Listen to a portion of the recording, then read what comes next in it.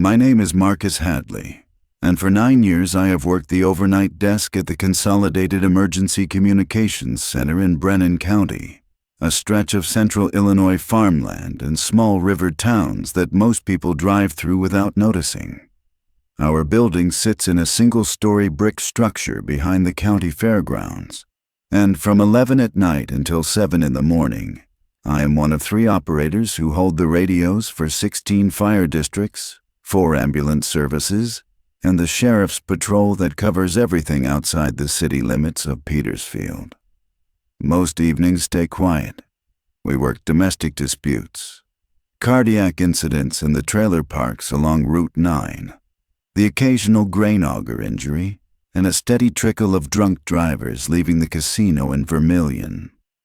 The geography of my coverage area lives inside my head better than the layout of my own street. Ask me which farm road floods in April, which mile marker on the county highway loses cell coverage, which addresses on the rural route system do not match what is printed on the mailboxes. I can answer all of it. Knowledge of that kind is the work. You build it slowly, ticket by ticket, and after a while the map of the county lives inside you the way a song lives inside a musician. Before I describe the night itself, let me explain the room I was sitting in, because the room matters. Our floor is shaped like a shallow horseshoe. 3 consoles, each with 4 monitors. Left screen runs the CAD, our computer-aided dispatch software, where every incoming becomes a numbered incident. Middle screen runs the mapping program, which overlays each incident on the county's geographic information layer. Right screen runs the radio interface, color-coded by agency. The 4th screen handles the phone trunks, where active lines stack vertically in a list, and the live one glows green. Behind us hangs a wall of small clocks set to each fire district's local time, a leftover from when the county had 2 time zones in the 70s, and nobody ever bothered to take the clocks down. There is a coffee maker in the corner that has not been thoroughly cleaned in my entire tenure. There is a window, but it faces the back of the fairgrounds, and after dark, it shows nothing but the reflection of our monitors. The strangest incoming of my career arrived at 3:41 on a Tuesday morning last week. The weather was clear and cold, the kind of night where the radios stay calm because the drunks have all gone home and the farmers are not yet awake. I had just topped off my coffee. My partner at the second console, a woman named Denise Boyd, was reading a paperback she keeps tucked under the keyboard tray.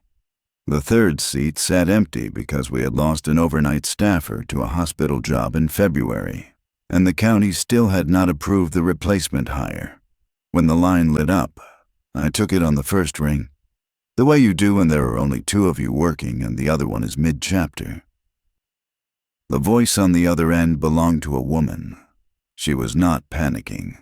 That was the first thing I noticed, because at 3 in the morning, voices on the line are almost always panicked, drunk, or medical. This woman sounded patient.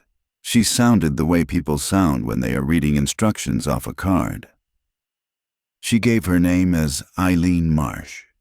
The address she stated was 412 Holcomb Road. A man was on her porch, she said, and he would not leave, and she needed a deputy. Her tone stayed steady. She offered her date of birth without being asked. She spelled her last name. She mentioned that her husband was upstairs, and that she had not yet woken him because she did not want him coming down with a shotgun.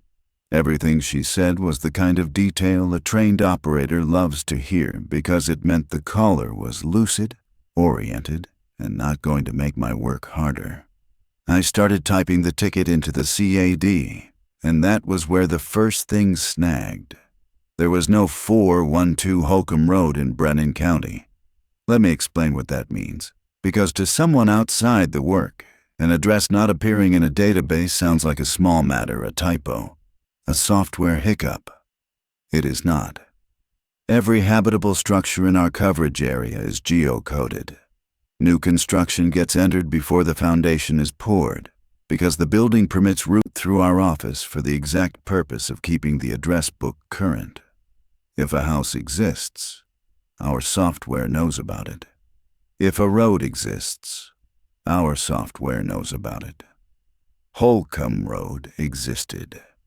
The map screen showed it plainly, a 2-mile stretch of gravel running east off State Route 14 near the unincorporated community of Ainsworth. The numbered addresses on Holcomb, however, only went up to 318. No 400 block had ever been assigned. None had ever existed. The manual override is the next step in a situation like that. Our CAD includes a field called Caller Stated Location that lets an operator enter an address verbatim, even when the software rejects it. I typed in 412 Holcomb Road.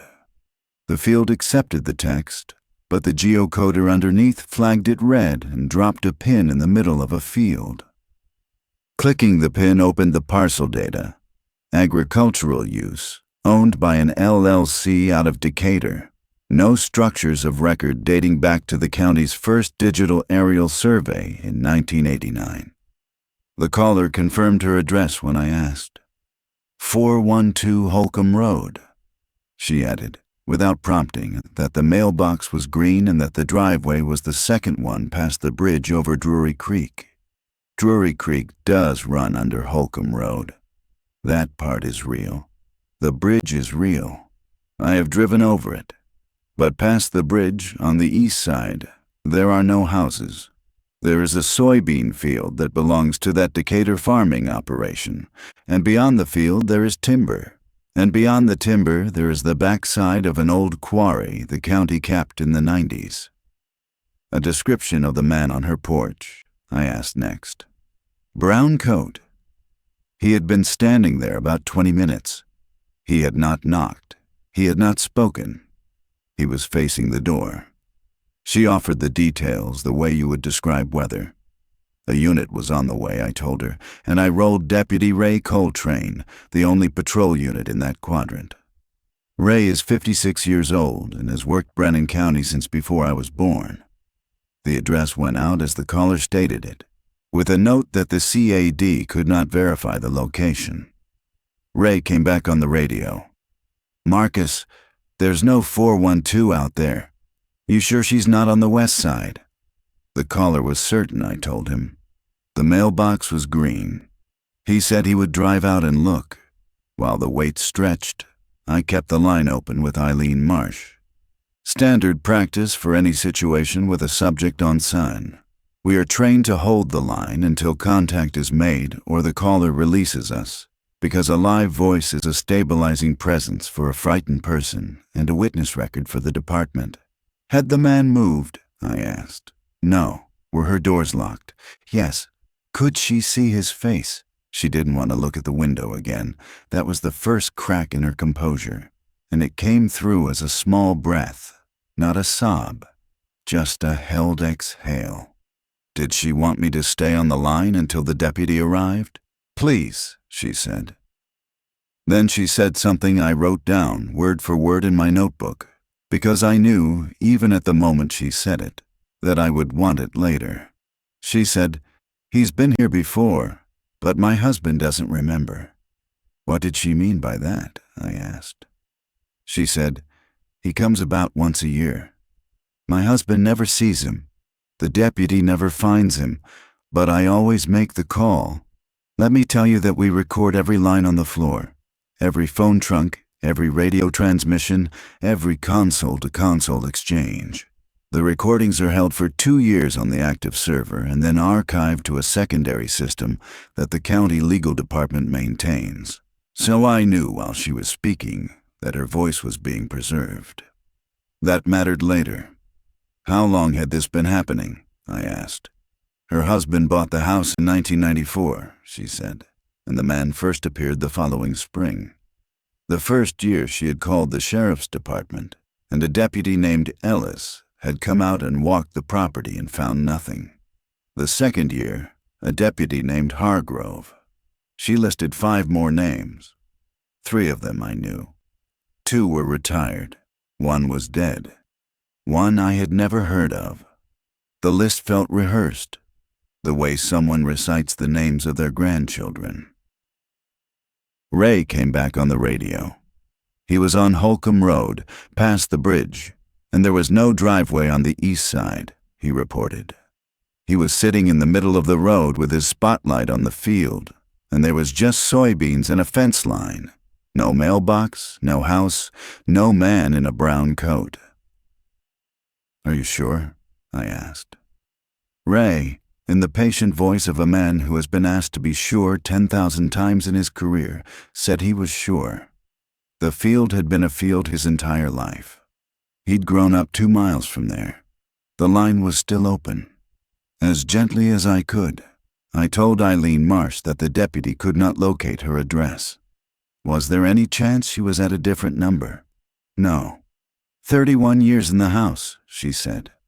Then she said, "Tell him to look at the second driveway past the bridge, the one with the wooden gate." I related to Ray. Ray sighed in a way that came through the radio as static. He said he would look. A minute later, "Marcus, there is a gate. There's a wooden gate in the fence. I didn't see it from the road. It's set back about 20 feet. Was there a driveway behind it?" He was quiet for a long moment. "There's a track. It goes into the trees. I can't see how far it runs." "Hold position and wait for backup," I told him. "There's a rule in our department, an unwritten one, that no deputy walks alone into woods at 4 in the morning for a ticket the software says doesn't exist." Ray agreed without arguing, which told me more than anything else had so far. Ray Coltrane has walked into a lot of places alone. The fact that he wanted backup meant the gate had bothered him. While we waited for the second unit out of Petersfield, Eileen Marsh stayed on the line. She had gone quiet. Her breathing came through faintly. Behind it, I could hear what sounded like a clock ticking somewhere in her house, slower than the clocks on our wall. And beneath that, the small mechanical hum of a refrigerator cycling.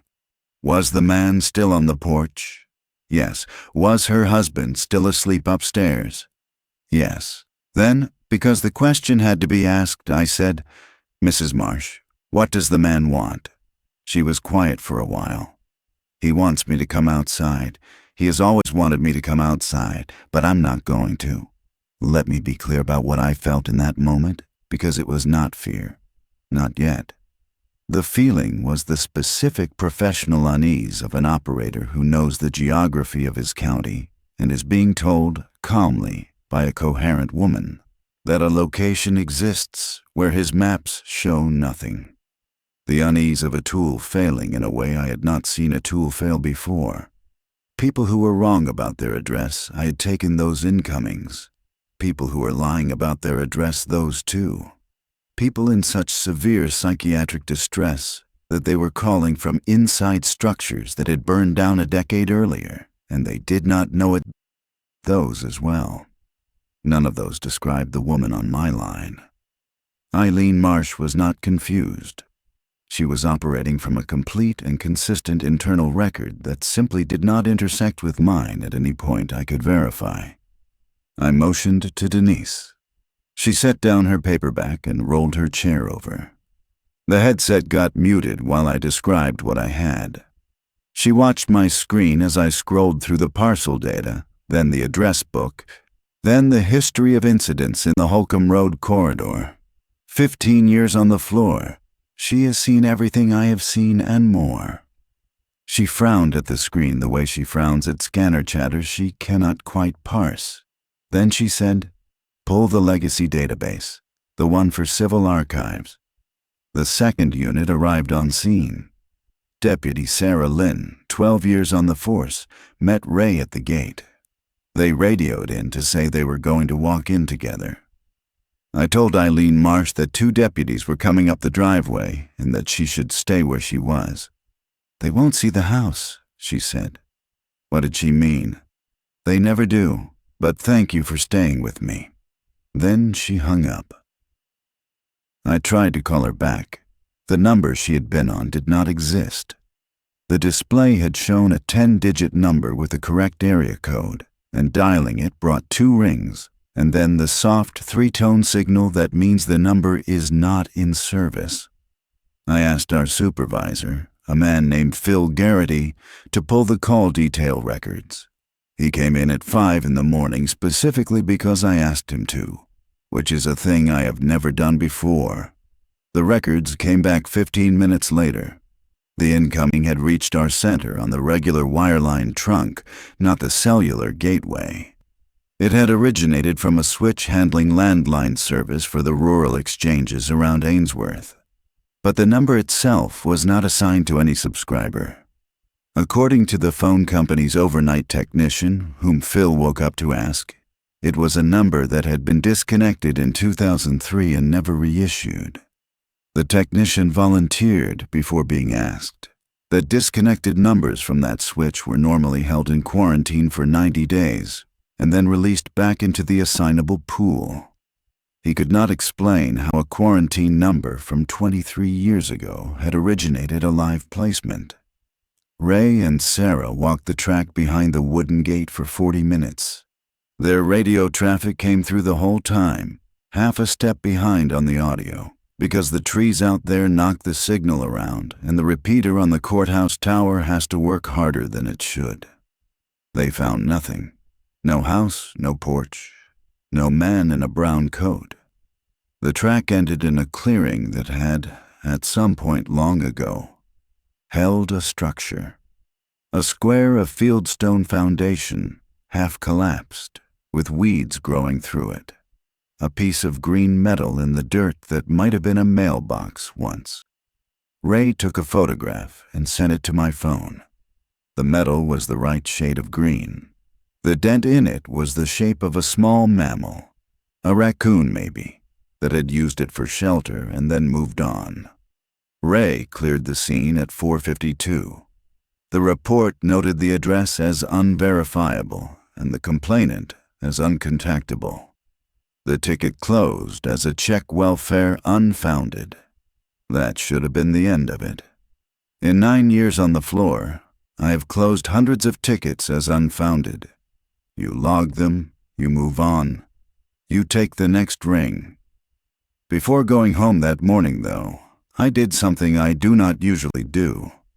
The historical records for Holcomb Road got pulled, not the active database, which only reaches back 2 years, but the archived files in the county's legacy system, which we keep for legal and insurance purposes going back to 1994, the year our center went digital. The legacy database is slow. It runs on a server in a closet down the hall, asks you to authenticate twice, and returns its results in a flat text format that looks like something printed on a dot matrix machine in 1987. I sat there on the half-lit floor with the sun coming up behind the fairgrounds and read the file twice to make sure I was reading it correctly. 31 prior incidents at 412 Holcomb Road. 1 per year, always in early spring, always between 3 and 4 in the morning, always a woman named Eileen Marsh, reporting a man on her porch. The first entry was dated March 9th, 1995. The deputy who responded was Ellis. The second one, the next spring, was Hargrove. The names matched the list she had given me, in the order she had given them, all the way down to the last name on her recital, a Deputy Pruitt, who had responded in 2019 and who, I knew, had died of a heart attack in 2021. Every ticket had closed as unfounded. Every ticket noted that the address could not be verified. Every ticket had been taken by a different overnight operator, because in 31 years, our department has gone through a lot of overnight operators. But this year, when I checked, the placement had come to me. The next name on the list. And the list, I understood as I sat there with the printout still warm from the laser tray, was not a record of who happened to answer. It was a record of who had been answered to. If the pattern held, The placement would come again next March, and the name in the file would be mine. The drive home that morning carried the printout folded inside my jacket. Petersfield sits 15 minutes from the floor if you take the highway, 22 if you take the county roads, and the county roads were what I chose because I wanted the time. By the time my driveway came into view, the sun was already up, a flat orange light coming sideways across the corn stubble. My apartment is the upstairs unit of a converted farmhouse on the edge of town, owned by a retired schoolteacher named Mrs. Halberg, who lives downstairs and goes to bed at 8. I climbed the outside staircase, let myself in, and sat at the kitchen table with the printout in front of me for a long time before making coffee. Sleep had not happened. The train thing, the sensible thing, would have been to rest first and come back to the file later. But the pages did not want to be set aside, and 9 years on the floor has taught me that when a ticket does not want to be set aside, you do not set it aside. You work it while it is still warm, because the details fade and the questions get rounded off. Denise picked up on the second ring when I called her at noon, which meant she had not slept either. Did she remember, off the top of her head, the rotation policy from before our current scheduling software? I asked her. The lineup used to be set by the shift supervisor on a paper calendar that hung in the break room, she said. Before that, in the 90s, it had been set by whoever felt like working that night, because the overnight desk had been a single position, and whoever was on duty took whatever came in. So how, in that case, had the placement from 412 Holcomb Road landed on a different person every single year for 31 years, without a single repeat? She was quiet on her end for a moment. Then she said, "Marcus, that's not possible." "The printout was right here," I told her. "Bring it to the floor tonight. I want to see it." The plan was to go in early. Shift started at 11, but I was at the building by 9:30, which gave me time before the evening operators cleared out. The evening supervisor, a woman named Karen Velez, has worked the center longer than anyone except Phil. She was at her console when I came in, and she watched me sign in with the kind of expression supervisors get when one of their staff shows up 2 hours early on a weeknight. Could I look at the personnel records for the overnight desk going back to 1995? I asked her. "Why?" she asked. The honest answer was what I gave her, which is something I do not always do with supervisors, but did that night because no useful lie was available.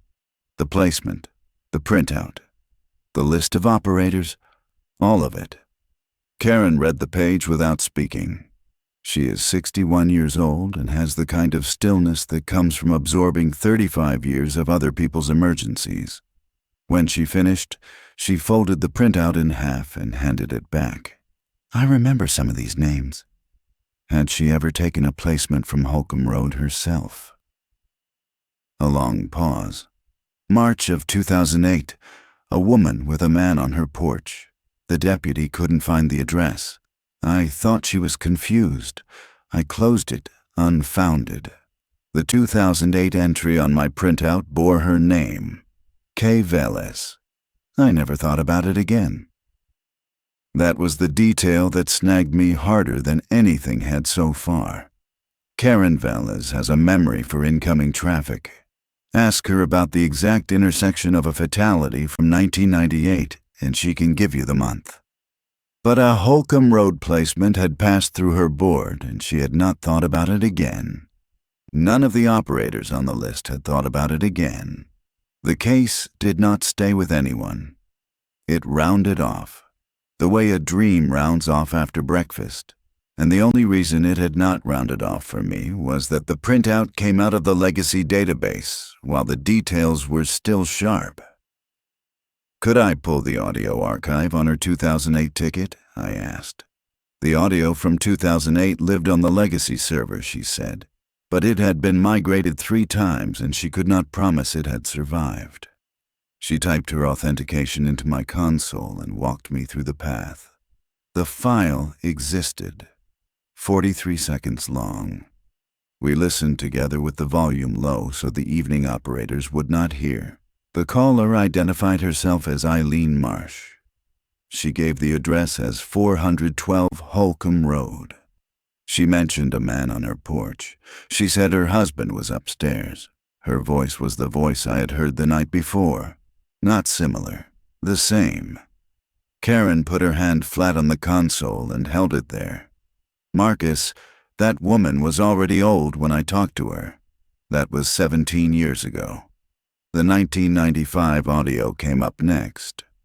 Migration costs had wiped the early files in their original format, but a transcription clerk in the late 90s had typed out the substance of each early placement for the insurance archive. The 1995 transcription read, in the flat language of an administrative typist, caller identified as Eileen Marsh, age stated as 52, reports male subject on porch refusing to leave. Husband asleep upstairs. Address given as 412 Holcomb Road, location not verifiable. Deputy Ellis responded, no contact, unfounded. Age stated as 52. In 1995, which would have made her 82 on the night she reached me. 82 she had not sounded. She had sounded like a woman in her early 60s at the most. After thousands of placements taken over the course of a career, I can place a voice within a decade most of the time. The voice on my line had not belonged to a woman in her 80s, but neither had the voice on the 2008 audio, and Karen had heard the same voice I had. Was there anyone still working at the department who had taken one of these placements and might remember more than she did? I asked Karen. Most of the early operators were retired or dead, she said. But one name on my list, near the middle, was still in the area. Donald Reeves. He had worked the overnight desk from 1999 until 2011. He had taken the 2002 placement. He lived now in a small house on the edge of the county near the casino, and he came to the department's retirement luncheons every December. The call to him went out from the floor before my shift started. He answered with the rough voice of a man who had smoked for 40 years. The introduction was brief who I was, why I was calling. He listened without interrupting, which is unusual for a retired operator being asked about an old ticket. When I finished, he said, "Come out tomorrow morning, after your shift. I have something to show you." My shift that night ran busy in the ordinary way. A grain bin collapsed near Vermilion sent 2 ambulances and a county engineer scrambling at 1 in the morning, and a domestic in Petersfield stretched on for an hour and a half. We worked the radios and the phones and the CAD, Denise on her console and me on mine, and we did not speak about the printout until 4:30, when traffic finally tapered. She rolled her chair over and asked me what Reeves had said. He wanted me to come to his house, I told her. She said, "I'm going with you." No argument from me. Denise Boyd has worked the overnight desk longer than I have, and she has the kind of patience a witness needs. If a folded printout and a head full of an impossible placement were going to take me out to an old operator's house, I wanted her in the passenger seat. Out the door at 7:15. Donald Reeves's house sat on the south side of the county, off a gravel road that ran past a chain of small lakes left over from a coal mining operation that had closed in the 60s. The house itself was a single-story ranch with a fenced yard and a satellite dish on the roof. Reeves met us at the door in a flannel shirt and slippers. He led us to his kitchen, poured coffee without asking, and set down a manila folder that had been waiting on the counter. I started this in 2003. I worked the desk for 4 more years after that, and I never figured out what to do with it. I almost threw it out when I retired. Inside the folder, handwritten notes, photocopies of CAD entries, and a single typed page that turned out to be a list. 31 names, each name followed by a year, in the same order as the names on my printout. Reeves's list ended in 2010, the year before his retirement, but the entries through 2010 matched my printout exactly. The names after 2010 he had not lived to record. The names through 2010, however, were the same. How had he assembled the list? I asked. He had taken the 2002 placement himself, he said, and something about it had not let him round it off. The historical records had been pulled the same way I pulled them, except in 2002 the records were still partially on paper, and he had spent the next 6 months in the break room on his days off going through the call slips in the storage boxes. The pattern emerged. The rotation emerged. He had figured out that no operator took the placement twice. He had figured out the spring timing. He had even figured out the bit about the names of the responding deputies, which Eileen Marsh recited to each new person on the line in chronological order, as if she were giving the new arrival a briefing on who had come before. I went out there once, in April of 2003, in the daytime. What had he found? The gate, the track. I walked it the way your deputies walked it last week. The foundation, the mailbox metal. And one thing your deputies didn't find because they walked it at night and they weren't looking for it. There's a well behind the foundation, capped with a concrete lid. The lid has a date carved into it, October 1962. He paused. Then, that was 3 years before the county built the dispatch center. 3 years before any of this had a phone number. Had the well ever appeared on any county map? Denise asked. He had checked, he said. It had not. The parcel had been agricultural since the soil survey of 1939, and the well had never been registered with the State Water Resources Department, which is unusual but not unheard of for a private well drilled before the modern permitting rules. A request had gone into the County Historical Society to see if there were photographs of the parcel from before the soybean operation acquired it in 1971. The Historical Society held a single image, a black and white aerial photograph from 1958 that showed a small farmhouse with a porch on the east side of Holcomb Road, set back about 200 feet from the road, with a green-colored object near the road that the photograph's caption identified as a mailbox. He slid the photograph across the table. The picture was new to me, but the house was not. Eileen Marsh had described it. The porch faced south. The driveway came in on the second approach past the bridge. The mailbox was green even in the black and white image, in the sense that the shade of gray matched a particular green that the Historical Society's caption had confirmed from a hand-tinted promotional flyer for the property from 1955. The flyer was in the folder too, a real estate listing. The house had been sold in 1955 to a couple named Marsh. Eileen Marsh had been a real person. Reeves had found her obituary in the Petersfield Sentinel, dated November 18, 1962. She had died at the age of 52 of a household accident not specified in the notice. The obituary listed her surviving husband, a man named Carl Marsh, and noted that the funeral would be private. There were no children listed. The husband, according to a follow-up notice Reeves had found from January 1963, had sold the property to the soybean concern that winter and moved to Springfield, where he died in 1971. The house had been demolished in 1964. The well had been capped in October 1962, which Reeves believed was the month of her death, and which would have been a routine precaution if she had drowned in the well. There was no record that she had drowned in the well.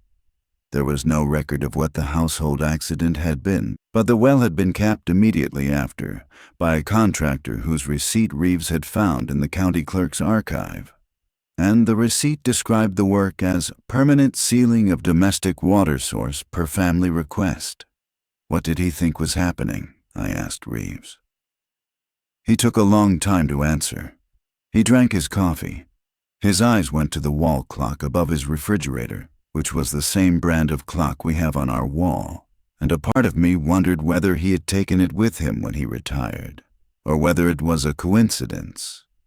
Then he said, I don't think a ghost is reaching us. I think a network is reaching us. What did he mean?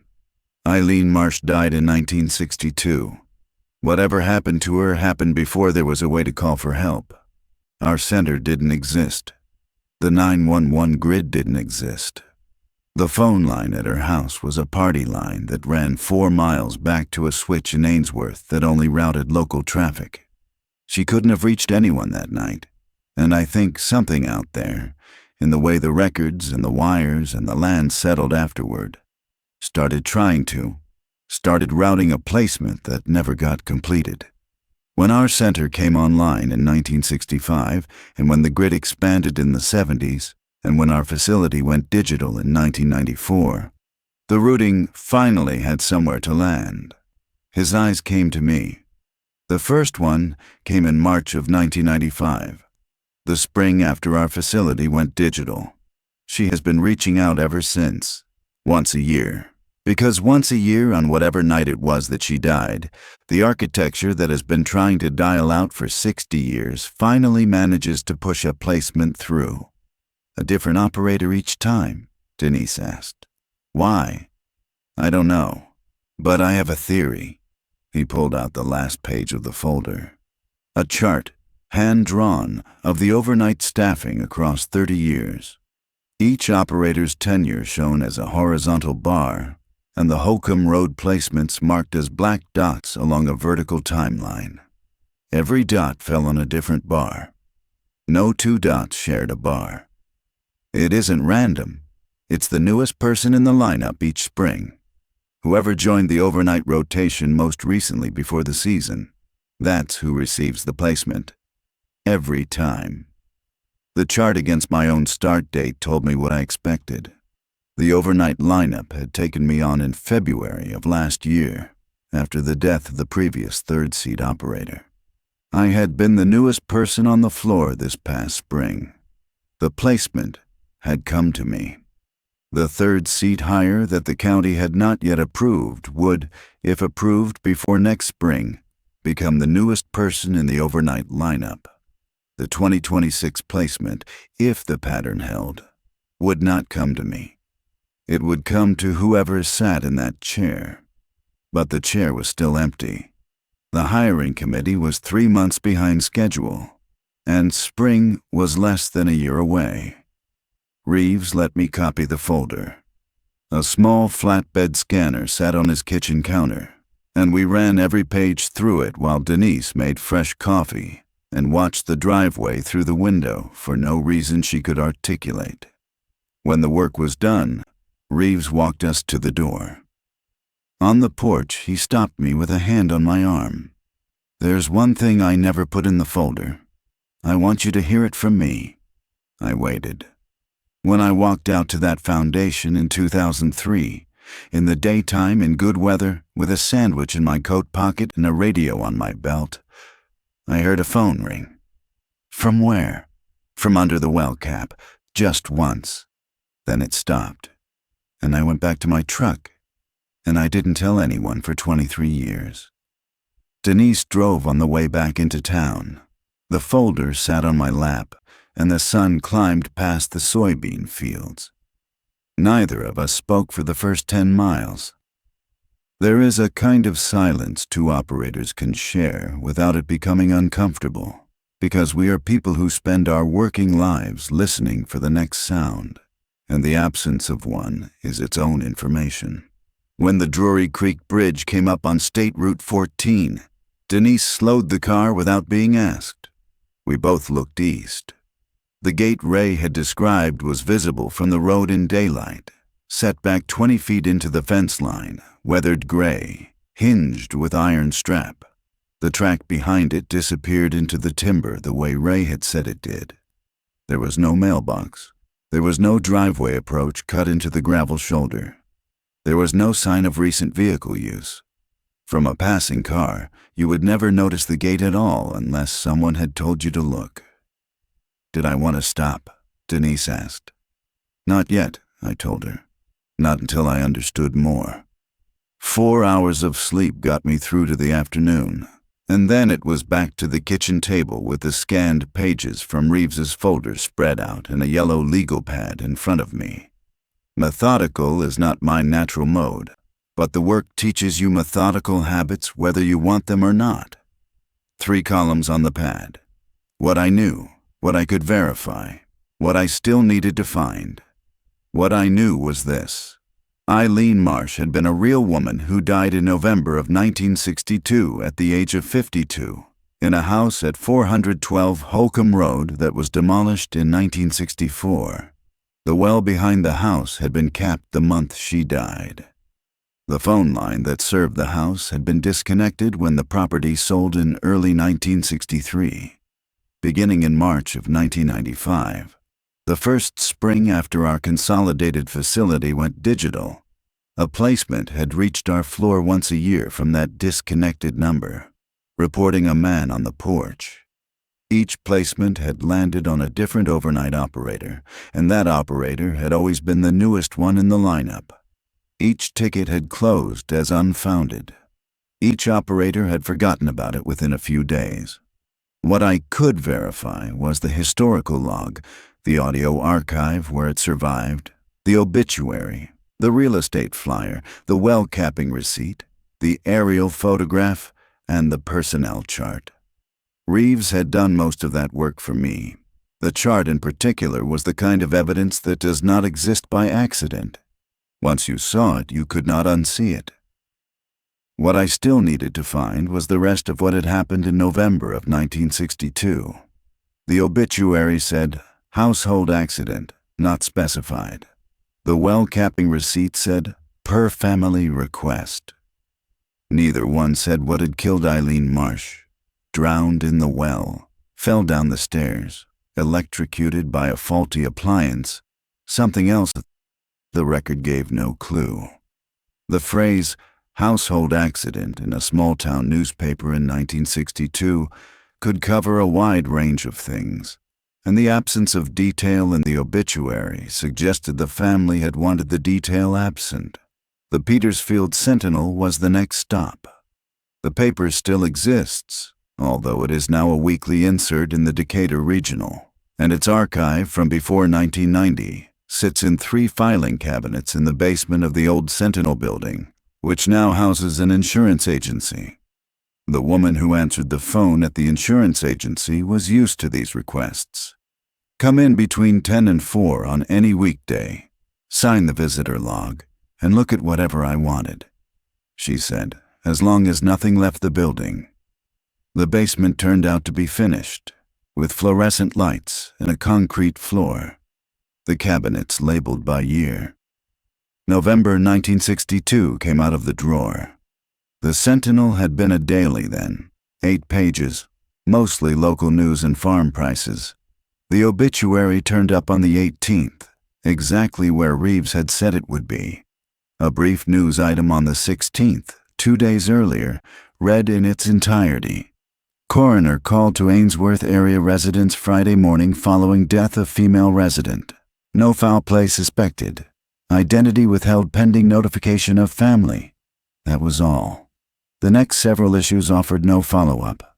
The Sentinel of 1962 had been the kind of paper that respected the privacy of its small-town readers, especially in matters that the family clearly wished to keep private, and the editor at the time had not pursued the story.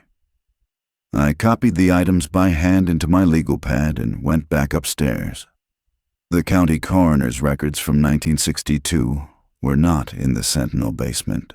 They lived in the courthouse, in a room behind the records clerk's office that the clerks call the cold room because the heat does not reach back there in winter. The drive to the courthouse took 10 minutes.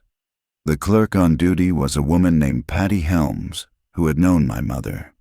She let me into the cold room without making me sign anything, which was a small kindness I appreciated. The coroner's files from the early 60s sat in 3 banker's boxes on a metal shelf. November 1962 came out of the second box. The file on Eileen Marsh ran 3 pages. The first page was the standard coroner's report. Cause of death listed as asphyxiation, accidental. Location listed as kitchen residence. Time of death estimated as between 2 and 4 a.m. on Friday, November 16th. Discovered by husband Carl Marsh at approximately 6:40 a.m. when he came downstairs for breakfast. The second page was a handwritten supplemental note from the coroner, a man named Dr. Halverson, whose name I recognized because he had been a fixture in Petersfield for decades before he died in the 80s. The note read, in the cramped handwriting of a country doctor who never expected anyone to read it again. Decedent found seated at kitchen table, telephone receiver in right hand, line disconnected at wall, bruising to left wrist consistent with grip, no sign of intruder. Husband states he heard no disturbance during the night. Husband states he had taken sleeping medication for back pain. No follow-up indicated. The third page was a property diagram, drawn by the coroner himself, showing the layout of the kitchen. The telephone was mounted on the wall by the back door. The cord ran to the table.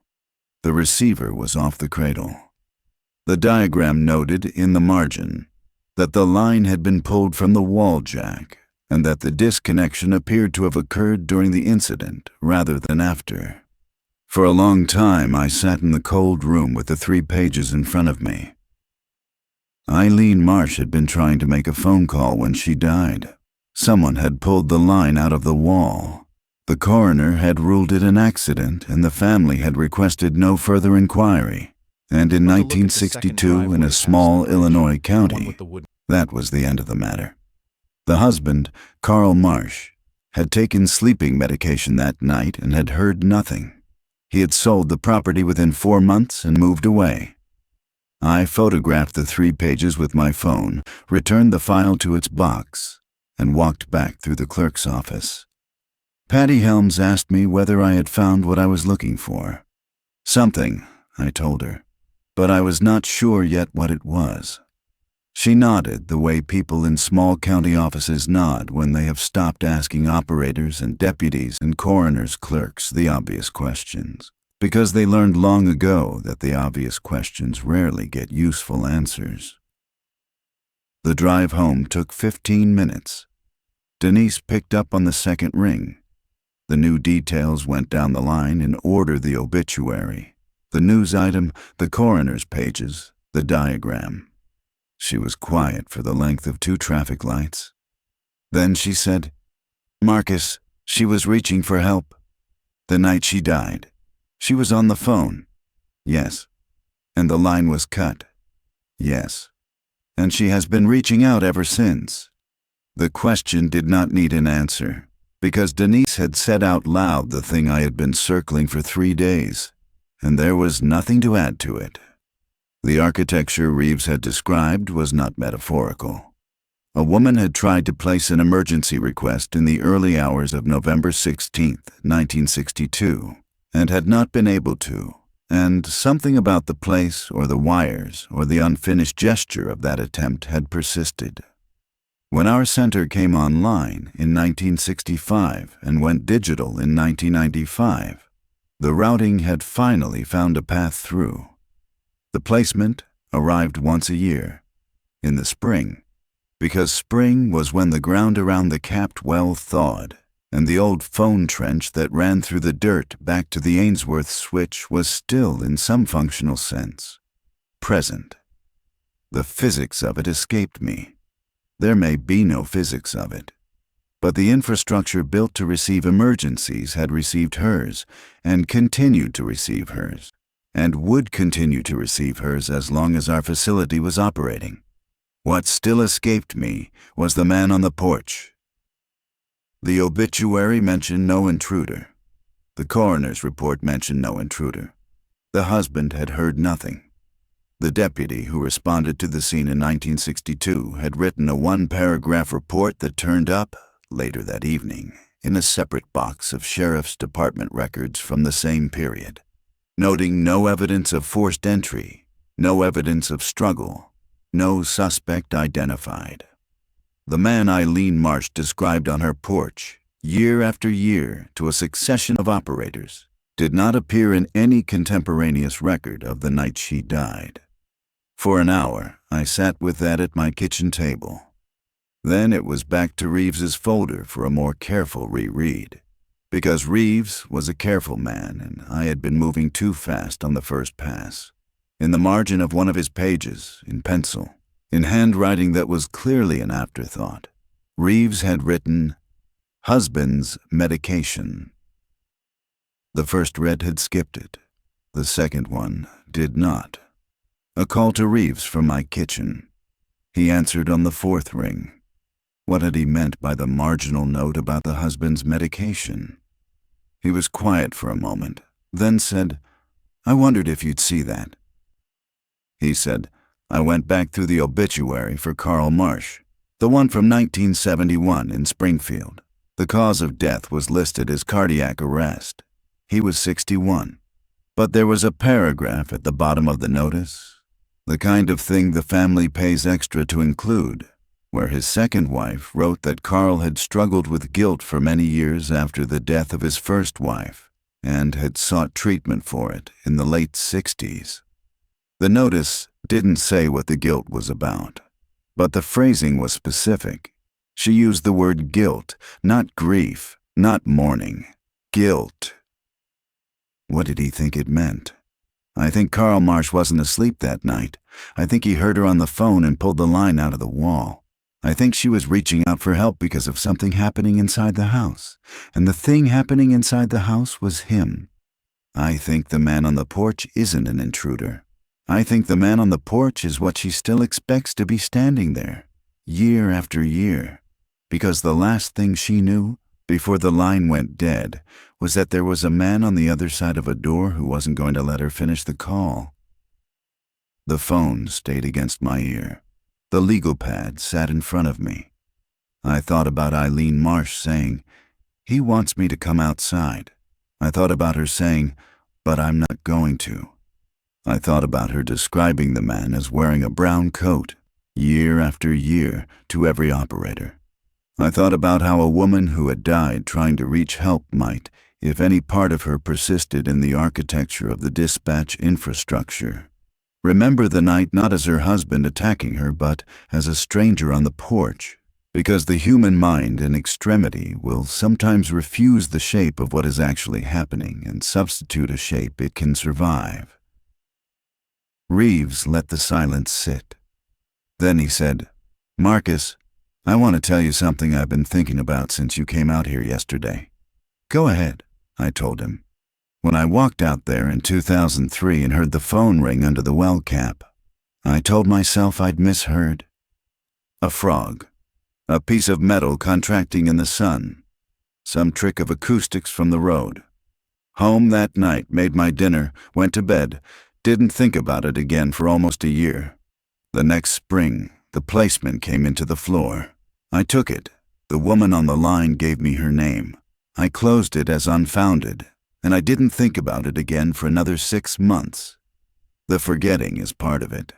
Whatever this is, it does not want to be remembered. It wants to ring once and be answered and be released. Every time an operator closes the ticket as unfounded, the architecture releases. The operator forgets. The next spring, it reaches again, into the next person, because the one who answered last time has already let it go.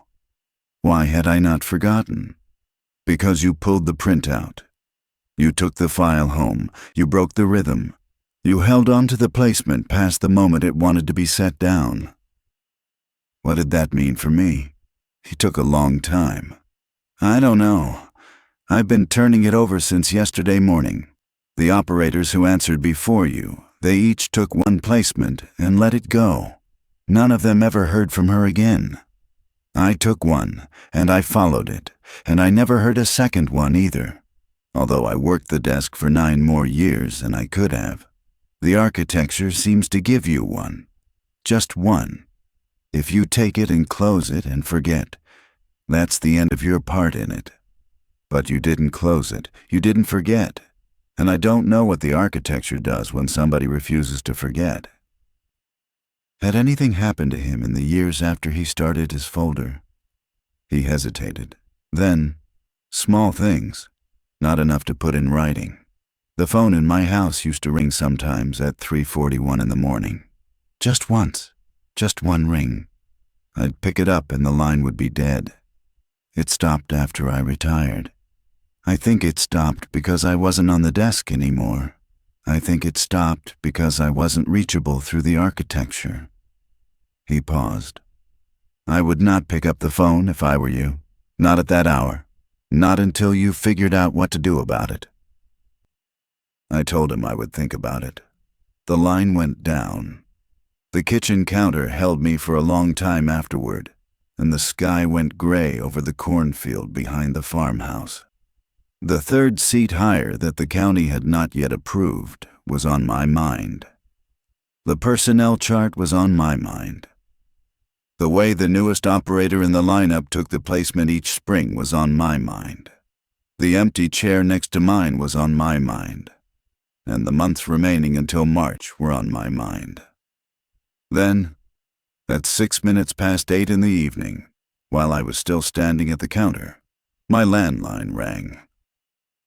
The landline had not been used in 2 years. Keeping it was a matter of bundle pricing on the internet service, and the schoolteacher downstairs sometimes used it when her cell battery died. The number had not been given to anyone else. The number itself, in fact, was not even something I had remembered until the ring brought it to mind. One ring. Then it stopped. The kitchen got crossed in 5 steps. The receiver came up to my ear. The line was not dead. Faintly, very faintly, I could hear the sound of a clock ticking somewhere, slower than the clocks on our wall. And behind it the small mechanical hum of a refrigerator cycling. Nothing was said on my end. After a moment, the line disconnected with a soft 3-tone signal that means the number is not in service. The receiver went down. The window at the front of the kitchen showed the cornfield behind the farmhouse, empty in the failing light. The driveway, empty. The road past the driveway, empty. The schoolteacher's car sat in its usual place under the carport. The porch light downstairs was on. Everything was where it should be. But the architecture, the one Reeves had described and that the past 3 days had been spent trying to map, had reached past our facility and found me at home.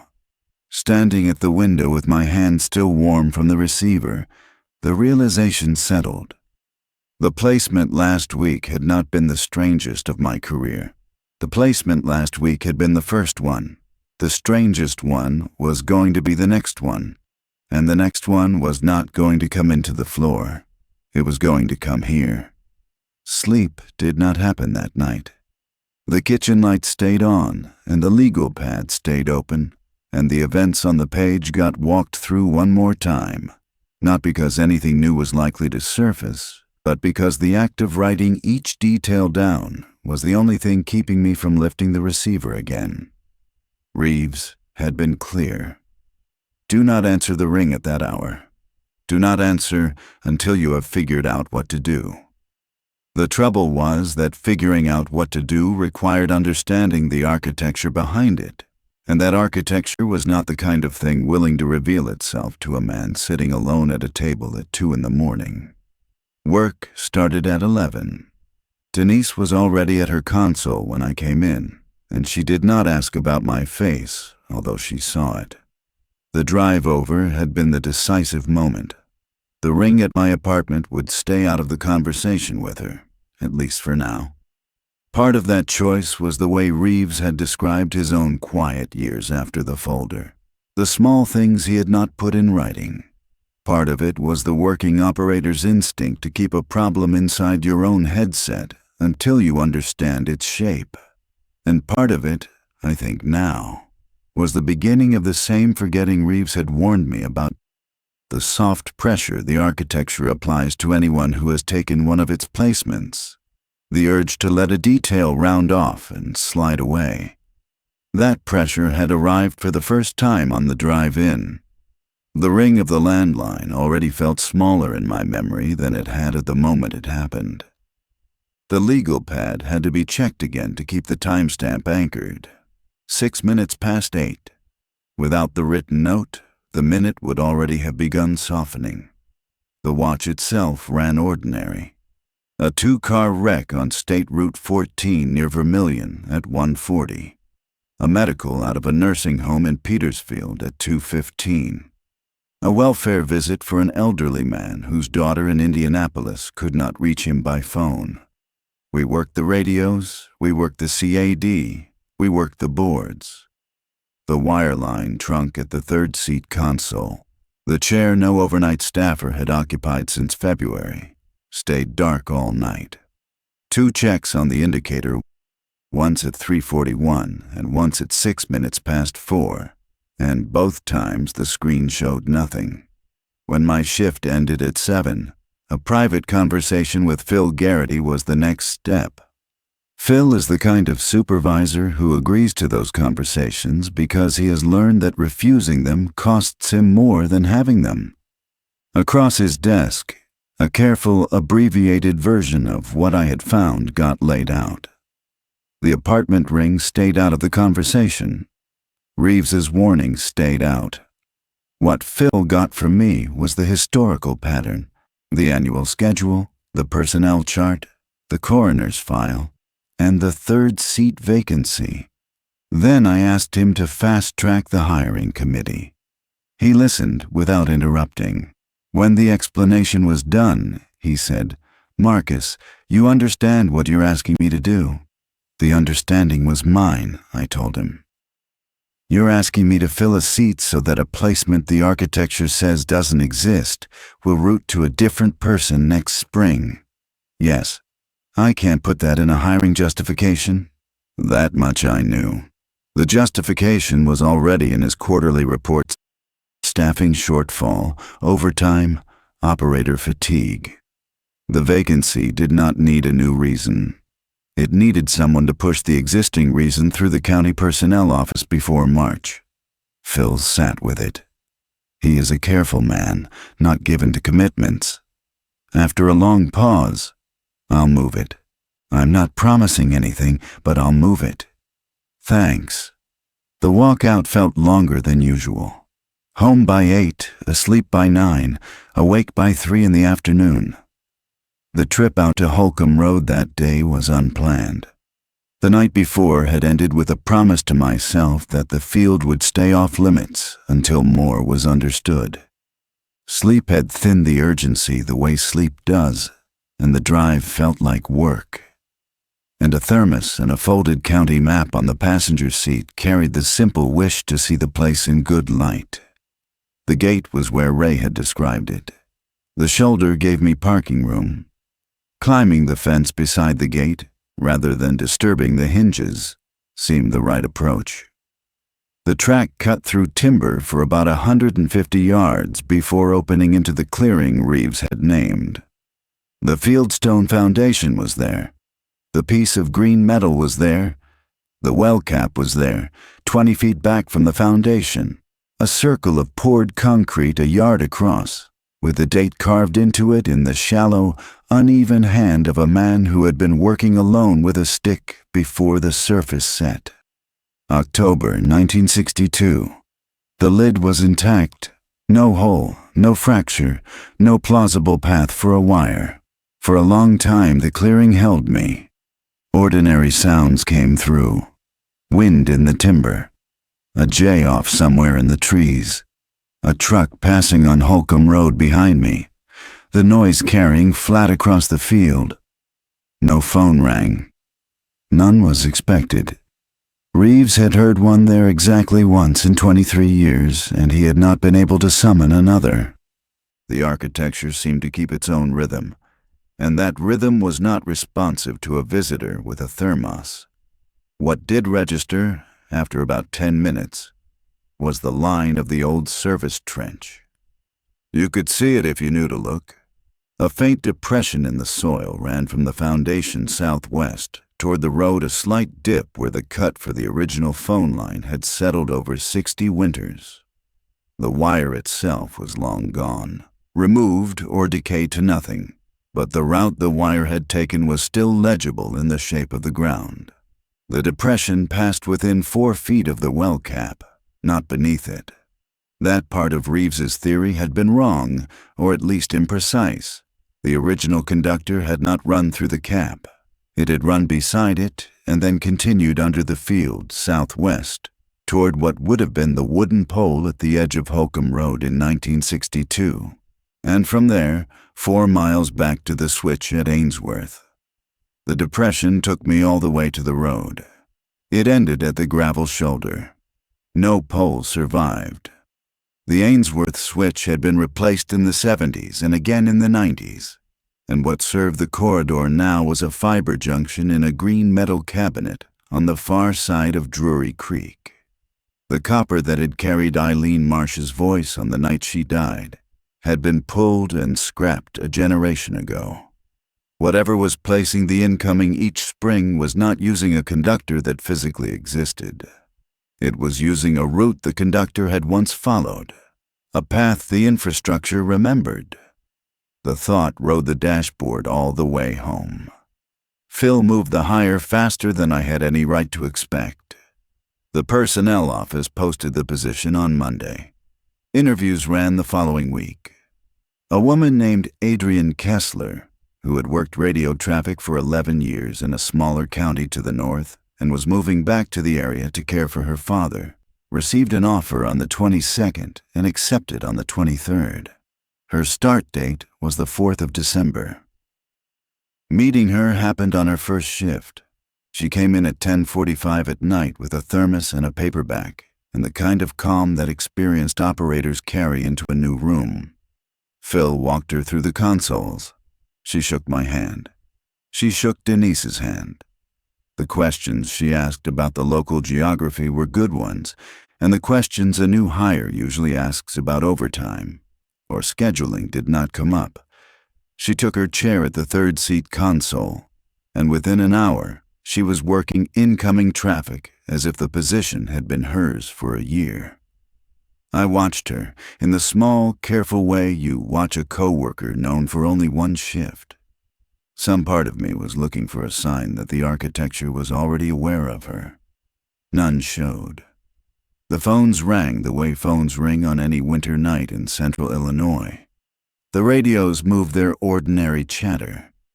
Adrienne Kessler logged her tickets and moved on to the next one, and nothing about her chair or her console suggested anything was waiting for her. The landline at my apartment did not ring again that month. Nothing came through in December. Nothing came through in January. There was a stretch in early February when the conclusion began forming that getting Kessler into the third seat had done what I had hoped, that the schedule had reset itself and the architecture had quietly accepted the newest staffer as the recipient of the spring placement. Looking back, the wanting it to be true is what embarrasses me. The forgetting is a strong pressure. It works on you whether you notice it working or not. Late February, the drive out to Reeves's place happened one more time. Coffee and a printout of the personnel chart updated with Kessler's name and her start date. He studied the chart for a long while. He drank his coffee. He studied the chart again. "Marcus, I don't know if the schedule works the way I thought it worked." What did he mean? I built that chart from 30 years of data, and the data said the placement always goes to the newest person in the lineup before spring. But 30 years is 30 data points. That isn't a law. It's a pattern, and patterns hold until they don't. What else could it be? I've been turning it over since you came out here in November. The forgetting bothers me. Every operator before you took the placement and let it go. The architecture released them. You didn't let it go. And the architecture found your home phone. I can't tell whether next spring's placement goes to Kessler because she's new, or whether it goes to whoever is still holding on to last year's. I don't know which rule is older. My chart was built from people who all followed the same rule, which was forget. You're the first who didn't. The chart can't tell us what the architecture does with someone like you. The porch held us for a while. The wind came off the lakes and carried the smell of cold water and old leaves. What would he do? I don't know. 15 years retired, and the phone in my house hasn't rung at 3:41 in 5 of them. I think I'm past it, but I was never tested the way you might be tested. I want to be honest about that. Not much else got said. The drive home was dark. Spring came early that year. The first warm night was the 8th of March. The 9th was clear and cold again, the way the spring nights in central Illinois cycle. My watch ran as usual. Adrienne Kessler worked hers. Denise worked hers. We handled the ordinary traffic. At 3:41, on the 9th of March, the wire-lined trunk at the third seat console lit up. Kessler picked up on the first ring. My eyes were already on her. They had been on her since 3:30. Denise was watching too, though neither of us had spoken about it. Kessler took the incoming the way she took every incoming, the slight forward lean of an operator about to begin typing. She listened. She typed. She asked the standard verification questions. Her face did not change. The conversation lasted 4 minutes. When she ended it, she turned to me because Phil had told her I had been running a long historical inquiry on a Holcomb Road address and might want to know if anything from that corridor came through during her watch. Marcus, I just took a strange one. Woman named Eileen Marsh, 412 Holcomb Road. Man on the porch, husband upstairs. The address didn't verify. What had she told her? I told her I'd send a deputy. Coltrane's rolling on it now. How had the voice sounded? A pause. Patient. Like she'd done this before. Ray Coltrane drove to Holcomb Road. He did not walk the gate this time. He sat on the gravel shoulder with his headlights on the fence line for 15 minutes and then cleared the scene as unfounded. He keyed his radio. Marcus, you wanted to know. Nothing out here. Same as last year. Kessler closed the ticket. She did not look troubled. She did not look the way I had looked last March when I pulled the printout. She made a brief entry in her shift log and took the next incoming, a medical out of a trailer park near Vermilion, and within 10 minutes she had moved past it. She got watched for the rest of the watch. Nothing came back to her chair. She did not raise the topic again. At 7 in the morning, she packed her thermos and her paperback, and she said goodnight, and she went home. 2 days later, when the Holcomb Road ticket got mentioned to her in passing, she remembered it the way an operator remembers a routine, unfounded check, a detail, not an event. The forgetting had already begun working on her. The architecture had taken the placement I had hoped it would take. The schedule had held. Adrienne Kessler was the newest member of the overnight lineup, and the ring had landed on her chair, and she had answered it and closed it and was already letting it round off. Relief was the right thing to feel. A partial version of it did surface for a few hours. But the landline at my apartment rang again on the night of the 9th, at 6 minutes past 8 in the evening, exactly the way it had the previous November. One ring. Then silence. The receiver stayed in its cradle. I sat across the kitchen from the phone and watched it and kept my hands on the table. The same single ring came again on the 10th, at the same minute. It came again on the 11th. The single ring has come once a night, at 6 minutes past 8, for the 11 weeks since. The receiver stays in its cradle. The school teacher downstairs has asked me, gently, once or twice, whether I'm having trouble with my phone, because she can hear it through the floor. She got told that I'm thinking about getting rid of the landline. She suggested I unplug it. The plug has stayed in the wall. The honest reason is hard to put into words, except that unplugging it feels like agreeing to forget, and forgetting is what the architecture wants. And forgetting is what kept Eileen Marsh's placement routing through 31 springs to 31 different overnight operators without any of them holding the detail long enough to ask what it was. I am the first person in 31 years who has not let it round off. Whether that means I have stepped out of the lineup or stepped into something the lineup has no name for, I cannot yet say. Here is what has been figured out, partially. Eileen Marsh died trying to place an emergency request that could not be completed. The conductor she reached for was the conductor of 1962, and that conductor was insufficient. Over the next 33 years, the surrounding infrastructure grew. The center was built. The 911 grid was established. Our facility went digital. The route her attempt had been trying to take the trench southwest from her kitchen to the switch at Ainsworth became, in some sense I do not fully understand, the path of least resistance through an infrastructure that had finally caught up to the request she had been trying to make.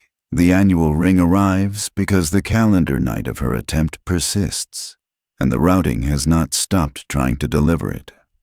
The man on the porch is not a stranger.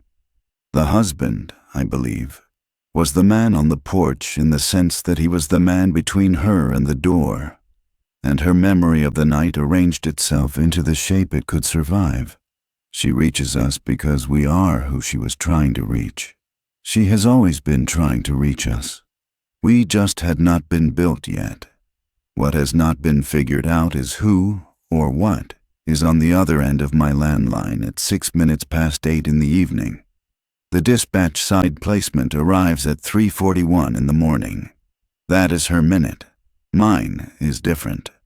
Lifting the receiver to find out has stayed off the table, because Reeves told me not to, and because the working part of me understands that some incomings should be answered and some should not, and the difference is whether you are the person the incoming is for.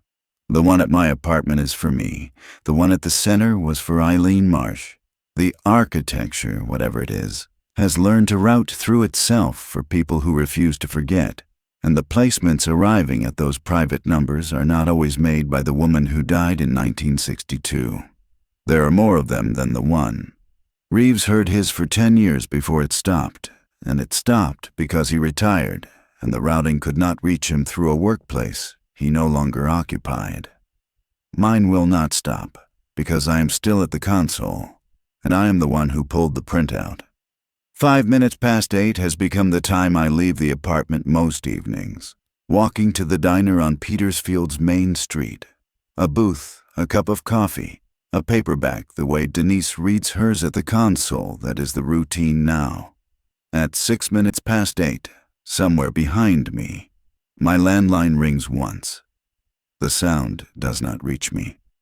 The schoolteacher hears it, and she has told me gently that the ringing has not stopped. Apologies have been offered. Promises have been offered. The phone is still plugged in. When I am ready, I think the drive out to Holcomb Road will happen with a pair of cable cutters in the truck, and the depression in the soil will get dug out, and whatever remains of the root will get severed. Whether that will work, I cannot say. Whether the root lives in the dirt, in the architecture, or in the memory of the architecture, I cannot say. It is the only thing I have not yet tried, and a working operator, when faced with an incoming he cannot close, eventually goes out into the field. The trip has not been made yet. Spring is over, and the urgency thins as the year carries on. The diner holds me most evenings. The console holds me most nights.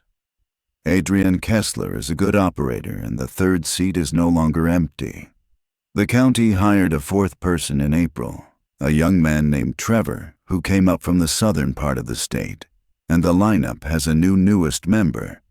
If the pattern holds, next spring's ring will go to him. If it does not, the ring will come back to me, and I will know by the address she gives me and the patience in her voice. The answering will happen either way. That is the work. What anyone who hears this should understand is the small thing, The detail that does not show up in the coroner's file or the personnel chart or any of the records 6 months at my apartment have turned over. The strangest placement of my career was not the one from a woman who had been dead for 63 years. The strangest part was the silence afterward. The way the routing kept reaching my landline once a night, asking nothing, requesting nothing, simply maintaining the connection it had opened. The way the forgetting pressed on me and required written notes to be kept. The way an infrastructure built to receive emergencies learned, somewhere in its switches and its routing tables and its digital archives, to hold a line open to anyone who would not let it close. I am still here. I am still at the console. The receiver in my kitchen has not been lifted. But the ring comes. It comes every night at 6 minutes past 8, and the school teacher downstairs hears it through the floor, and someday a decision will be required whether to drive out to Holcomb Road with the cable cutters, or whether to walk back into the kitchen, raise the receiver, and learn who is on the other end. Neither one is obviously the correct operator's response. Neither one obviously closes the incoming, which keeps me and which adds my name to a list that another overnight staffer will find 20 years from now in a folder on a kitchen counter in the south end of the county when he is trying to map a pattern that I do not know. What I do know is that the routing has been completed. The placement is mine. And every working operator learns eventually that the rings you do not answer are not the same as the rings that go away.